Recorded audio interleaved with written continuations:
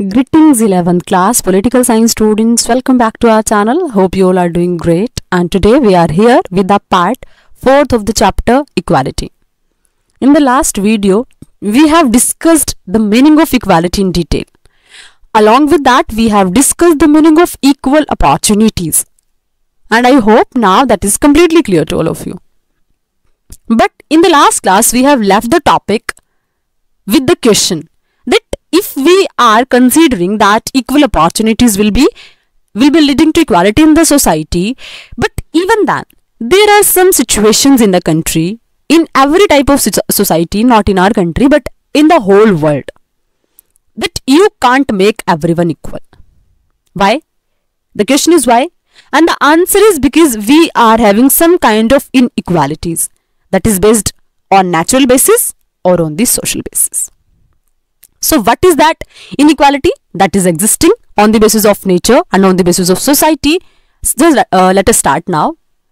A distinction has sometimes been made in political theory between natural inequalities and socially produced inequalities. अब देखो कई बार क्या होता है, डिफरेंस होता है, डिस्टिंक्शन होता है किस किस के बीच में, जब हम पढ़ते हैं नेचुरल इनइक्वालिटी होती है और सोसाइटी के बेस पे प्रोड्यूस्ड इनइक्वालिटीज भी होती हैं. मतलब कुछ तो इनइक्वालिटीज जो नेचुरल बेसिस पे होती है. देखो आपके दिमाग में आ रहा होगा कि नेचर के बेस पे भी क्या नेचर भी इनइक्वालिटी करती है, तो ऑफ कोर्स होती है. क्यों? आप लोगों ने देखा होगा कि बाय बर्थ कोई बच्चा ऐसा पैरालाइज्ड हो जाता है.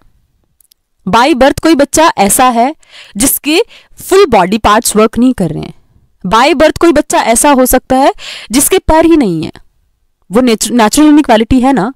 बाय बर्थ मान लिया कोई बच्चा स्पेशल चाइल्ड पैदा हो गया, तो that is natural inequality. Getting my point?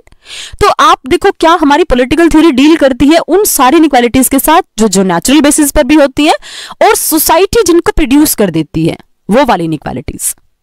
Natural inequalities are those that emerge between people as a result of their different capabilities and talents. अब natural inequalities कैसे? जो नेचर के बेसिस पे होती हैं, है ना. जैसे मैंने आपको बोला कुछ बच्चे बर्थ से बहुत जीनियस होते हैं, आप लोग देखते होंगे, है ना. कुछ बच्चों को 3-4 इयर्स में बहुत सारी चीजें लर्न हो जाती हैं. हम क्या बोलते हैं कि they are gifted students, right. लेकिन अब क्या है कि कुछ बच्चे ऐसे हो जाते हैं जो बाय बर्थ जिनका ब्रेन प्रॉपर वर्क नहीं करता, हम क्या बोलते हैं दीज आर स्पेशल चाइल्ड. तो वो इनइक्वालिटी कौन सी है? वो है जो आपकी नेचुरल बेसिस पर एग्जिस्ट करती है. Getting my point? और उसका रीजन क्या है? वो लोगों की डिफरेंट कैपेबिलिटीज और डिफरेंट टैलेंट्स पर डिपेंडेंट होती है. These kind of inequalities are different from socially produced inequality. अब देखो एक बात को दिमाग में रखना, नेचुरल इनइक्वालिटी सोशल इनइक्वालिटी से डिफरेंट होती है. वो क्यों? अब जब आप सोशल इनइक्वालिटीज की बात करते हो तो सोशल इनइक्वालिटी को क्रिएट किसने किया? That is created by human beings. हम किसी को हम क्या करते हैं, हम दूसरों को अपने से इंफीरियर ट्रीट करना शुरू कर देते हैं on the basis of their caste, colour, race, किसी भी बेसिस पे. वो कौन सी है? वो है सोशल इनइक्वालिटी. और जो नेचुरल है दैट इज नेचुरल, जो नेचर के ऊपर बेस्ड है, राइट. अब देखो socially produced inequality which emerged as a consequence of inequalities of opportunity or the exploitation of some groups in a society by others. अब देखो सोशल कौन सी इनइक्वालिटी होगी? जो किसी वजह से अराइज होती है इनइक्वालिटीज ऑफ अपॉर्चुनिटीज की वजह से. हमने जो लास्ट क्लास में डिस्कस किया था कि क्या मीनिंग होता है इक्वल अपॉर्चुनिटी का. तो अगर किसी पर्सन को अपॉर्चुनिटीज की इक्वालिटी प्रोवाइड नहीं हो पा रही है, अवेलेबल नहीं हो पा रही है, और कुछ लोगों का अगर एक्सप्लॉयटेशन हो रहा है, तो वो क्या है? Social inequality. आप लोगों ने हमारी कंट्री के कास्ट सिस्टम को पढ़ा होगा, राइट. वर्ना सिस्टम से जब कास्ट सिस्टम में चीजें चेंज होती हैं तो कैसे चेंज होता है? जो शूद्रास थे उनको क्या मान लिया गया? अनटचेबल्स मान लिया गया. वो कौन सी है? वो सोशल इनइक्वालिटी है कि अगर कोई बच्चा शूद्रास कैटेगरी में बर्थ लेगा तो ऑफ कोर्स वो अनटचेबल है. उसको दूसरे पर्सन के ऑब्जेक्ट्स को भी टच तक करने की परमिशन नहीं है. क्यों? क्योंकि उसका बर्थ वहां पर हुआ है. अब देखो बाय बर्थ कोई इनइक्वालिटी नहीं है, बल्कि सोसाइटी ने एक बाउंडेशन क्रिएट कर दी कि क्योंकि उस बच्चे का बर्थ उस कम्युनिटी में हुआ है, इसलिए अब उसको और कॉमन बच्चों जैसी अपॉर्चुनिटीज नहीं मिलेंगी. वो सोशल इनइक्वालिटी है. समझ आया? नेचुरल कौन सी होती है? नेचुरल वो इनइक्वालिटी है जो नेचर के थ्रू मिल जाती है, नेचुरल होती है जो चीजें जिनको आप चेंज नहीं करते हो, राइट. बट कुछ चीजों को हमने अपने अकॉर्डिंग जो मोल्ड कर दिया कि ये कास्ट सुपीरियर है। फॉर एग्जाम्पल हमारी कंट्री में माना जाता है ब्राह्मण्स आर सुपीरियर, वो कहीं लिखा हुआ नहीं है कि ब्राह्मण सुपीरियर है, बट हमने क्या कर दिया, we have changed our social structure in that manner only कि कुछ लोगों को जो एससी कम्युनिटीज है, ओबीसी कम्युनिटीज है, उनको हमने कहां रख दिया, on the bottom of the ladder, कि नहीं ये तो सोसाइटी में सबसे लोवेस्ट पार्ट पर एग्जिस्ट करते हैं, तो ये इक्वल पर्सन नहीं है। Getting my point? तो वो कौन सी होगी, that is the example of social inequality. समझा? अब देखो जैसे man are superior to women, it is a natural inequality, you can't do anything about it. अब देखो ये पूछ रहा है कि जो मैन है ना वो सुपीरियर है वुमेन से, कैसा है, वी कांट से। क्यों? क्योंकि ऑल आर इक्वल भाई, although on the basis of gender there is a difference, but there is no any concept of superiority and inferiority, right? और man superior नहीं है because our patriarchal mindset is developed, that has developed, and in the society in which we are living, especially India like a country, उसमें क्या हो रहा है, we are growing in a patriarchal society, वहां पे male dominant society है, जहां पे male को importance मिल रहा है, इसलिए हम लोगों ने क्या मान लिया कि mans are superior in comparison of women. अब क्या ये नेचुरल इनइक्वालिटी है? क्या तुम इसके बारे में कुछ कर सकते हो? क्या आप कर सकते हो कुछ? अब देखो, I get more marks than you in every subject and I also help my mother in house work, what makes you superior? अब उस गर्ल का क्वेश्चन भी लॉजिकल है, वो बॉय पूछ रहा है कि man are superior in comparison of women, वो तो नेचुरल है भाई। बच्चे ने क्या बोला कि लड़के ने क्या बोला, दैट इज नेचुरल, आप उसमें कुछ नहीं कर सकते। बट देखो गर्ल का क्वेश्चन भी, जो लड़की उसका क्वेश्चन भी रैशनल है कि मैं तुमसे अच्छे मार्क्स गेन करती हूँ हर एक सब्जेक्ट में, मदर की भी हेल्प करती हूँ डोमेस्टिक चोर्स करने में, तो फिर सुपीरियर बॉय कैसे हो गया, लड़का सुपीरियर कैसे हो गया? What makes you superior? And in our society also we are able to see the same thing. If you are able to see in present time also, females are working also, right? But before they go to job they will have to do all the domestic chores, all the domestic work they will have to do. After that they will move to their office, and as they will come back from their office they will have to do all the domestic work again. Why? Because we are not able to understand till now that man and women are both equal. We are considering them again. आज भी आप लोग देख रहे हो girl के birth पे कोई हैप्पीनेस नहीं होती इन द फैमिली, राइट? नहीं होती है ना, in any family you are able to see, all the exceptions are always available, but even then आज भी रूरल एरियाज में स्पेशली वही सिनेरियो चला आ रहा है, राइट? अब देखो natural inequalities are considered to be the result of the different characteristics and abilities with which people are born. अब देखो नेचुरल इनइक्वालिटी ऑफकोर्स जो नेचर के बेसिस पर हो गई और जिसमें पर्सन का बर्थ होता है, राइट? वो आपकी कौन सी होगी, वो आपकी नेचुरल इनइक्वालिटीज होगी, क्योंकि उसमें हम कुछ नहीं कर सकते हैं, राइट? क्योंकि उसमें क्या है, वो एक नेचुरल कैरेक्टरिस्टिक है जिसमें लोगों का बर्थ हुआ है, और वो क्या है, आपकी नेचुरल इनइक्वालिटी है, right? It is generally assumed that natural differences can not be altered, और हमें सबको पता है कि नेचुरल डिफरेंसेस को आप अल्टर नहीं कर सकते, आप उनसे डिनाई भी नहीं कर सकते कि नो ये डिफरेंसेस नहीं है। Social inequalities on the other hand are those created by society. अब देखो सोशल कौन से होंगे, ऑफ कोर्स जो सोसाइटी ने बनाए हैं, जो ऑलरेडी एग्जिस्ट नहीं कर रहे थे, नेचुरल जो एग्जिस्ट करते हैं, जो बाय नेचर हैं, राइट? बट जो आपके सोशल होंगे, सोशल कौन से हैं, जिनको सोसाइटी ने बनाया है, they were not natural, they are created by the society.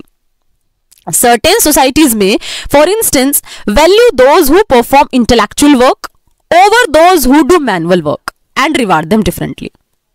आप लोग देखो क्या देखते हो, कुछ सोसाइटीज में आप एग्जांपल देखते हो, कुछ लोग जो इंटेलेक्चुअल हैं, इंटेलेक्चुअल जो वाइज पर्सन होते हैं, थोड़े स्कॉलर पर्सन होते हैं, तो उनको वो डिफरेंटली ट्रीट करते हैं, राइट? बजाय कि उनके जो मैनुअल वर्क करने हैं। अब देखो मान लिया कोई साइंटिस्ट है, राइट?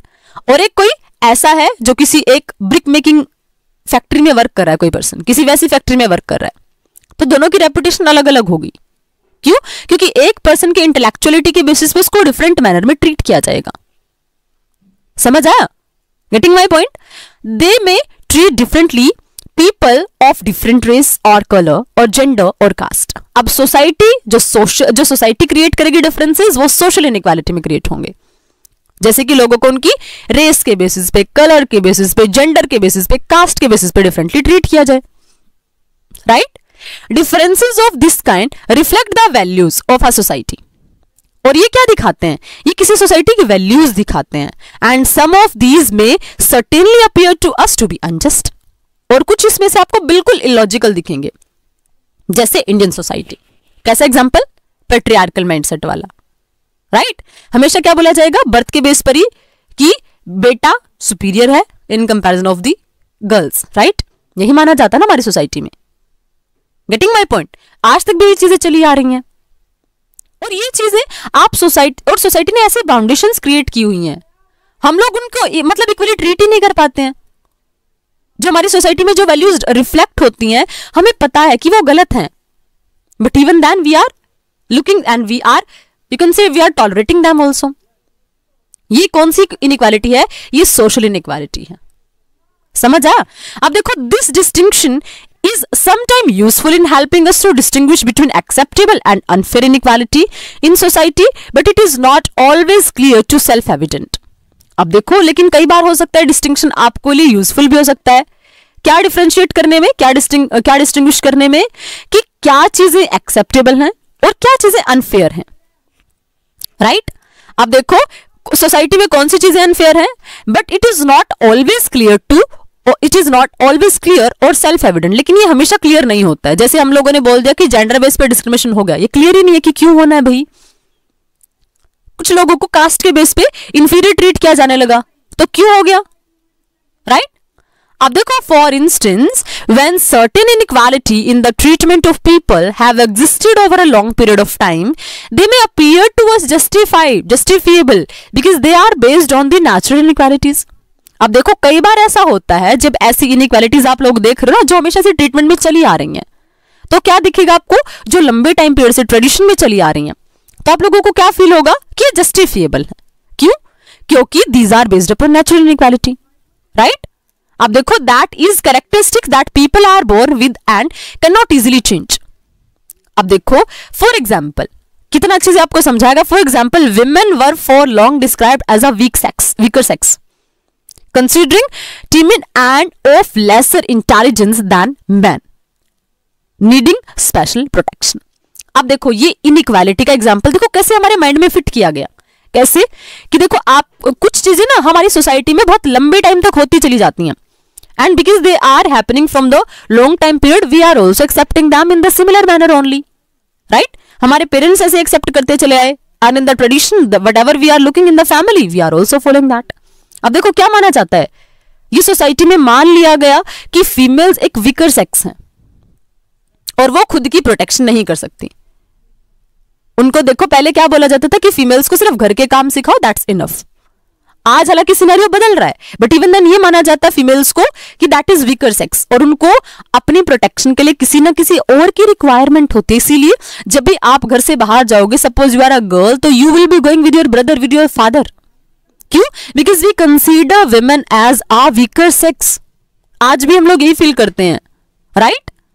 अब देखो, therefore it was felt that denying women equal rights could be justified। इसलिए अब हम लोगों को फील होना शुरू हुआ ना, इसलिए देखो फिर 19th सेंचुरी तक आते आते 20th सेंचुरी तक आते आते क्या होना शुरू हो गया?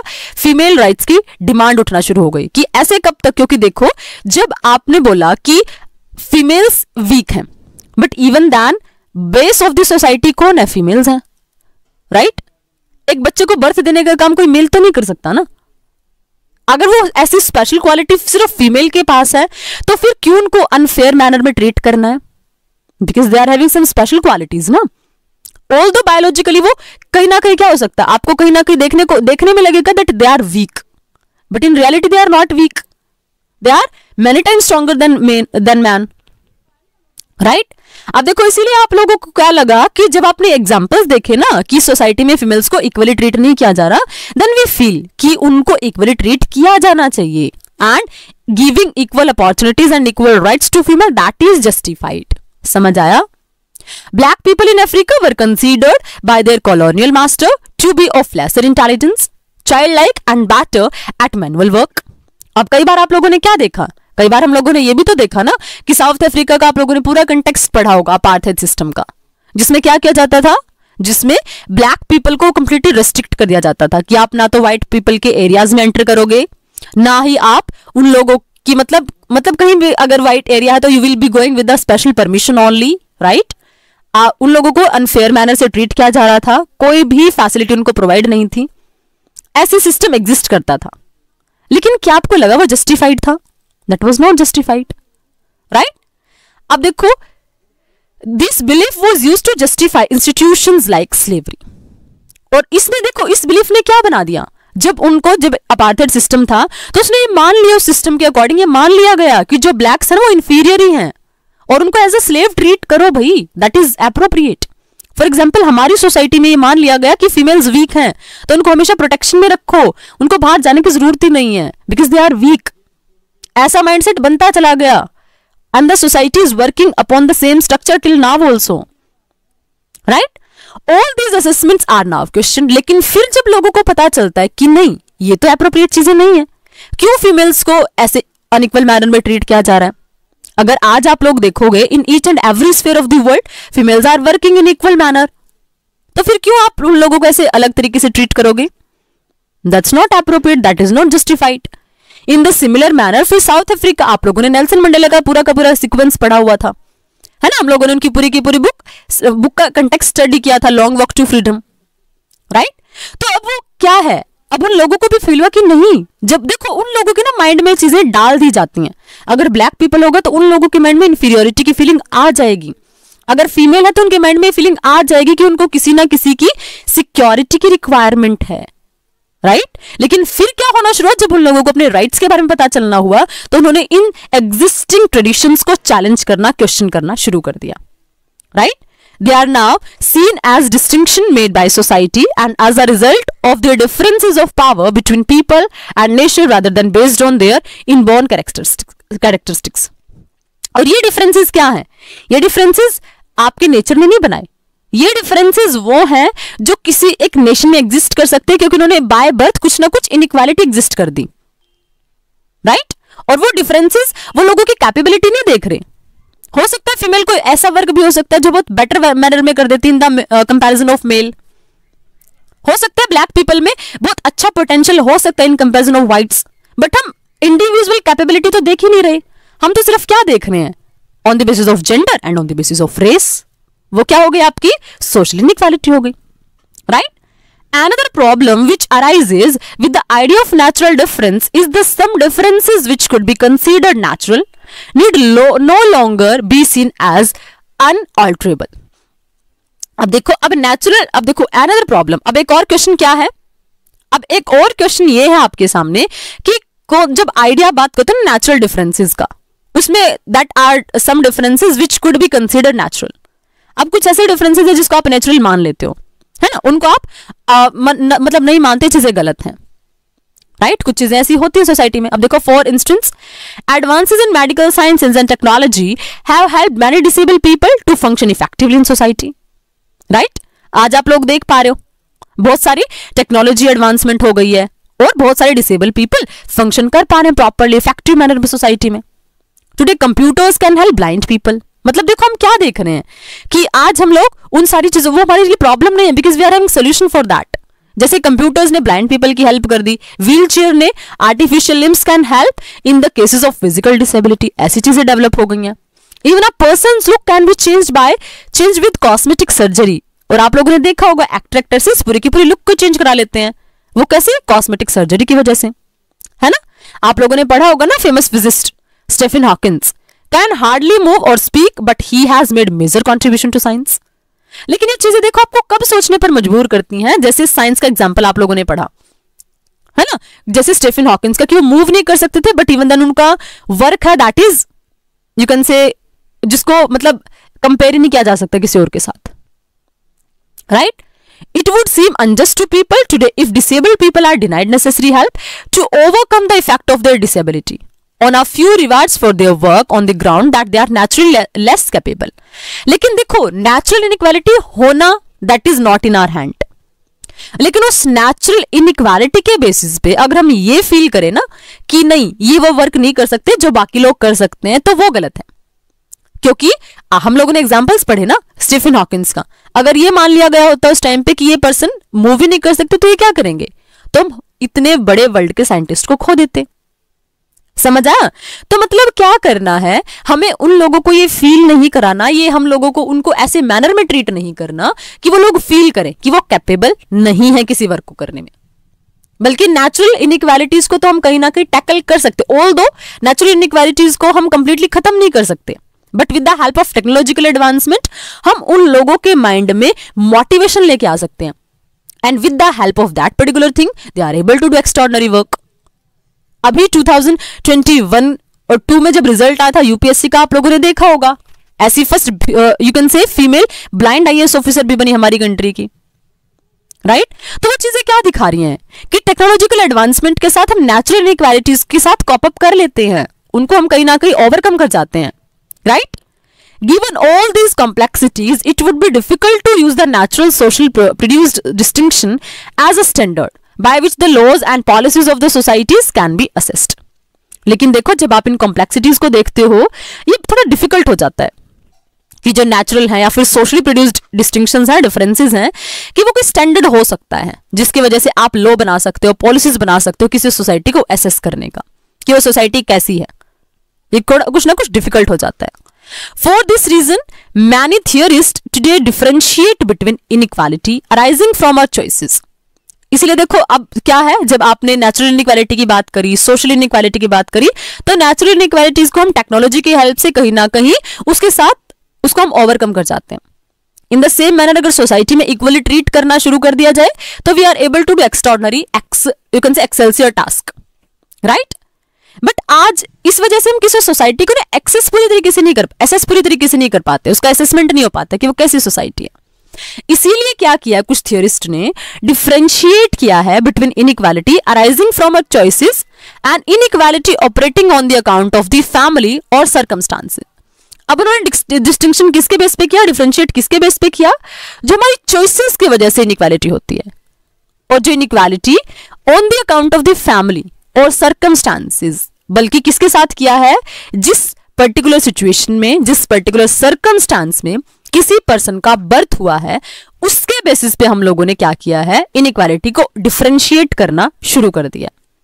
It's a matter that a source of concern to advocate of equality and which they wish to minimize and eliminate. अब देखो, it is the latter that the source of concern to advocate of equality.